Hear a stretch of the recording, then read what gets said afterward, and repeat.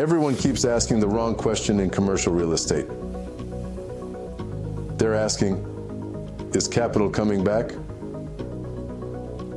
That's not the real story. The real story is how deals are getting done, and what that tells you about where judgment is shifting inside the asset itself. Let's walk through 3 signals from this week.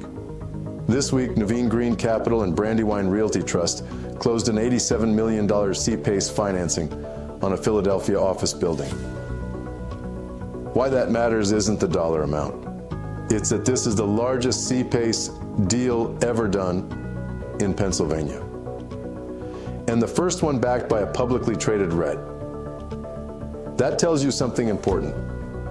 Owners are no longer treating energy upgrades and building efficiency as optional CapEx. They're structuring them inside the capital stack, not around it. For developers and operators, this changes underwriting logic. Long-dated, non-recourse capital is being layered at the building level to extend asset life and protect cash flow without refinancing the entire deal. That's not a market headline. That's an execution shift. And when execution shifts, transactions follow. Which brings us to the second signal. U.S. commercial real estate transaction volume jumped over 20% last year, crossing roughly $545 billion. Yes, data centers exploded. But even when you strip those out, deal volume was still up nearly 20%. Office traded, retail traded, senior housing traded. This wasn't speculative capital chasing yield. This was buyers deciding that pricing, risk, and asset performance finally lined up well enough to transact. That's a judgment call, not a macro one. Deals don't close because headlines turn positive.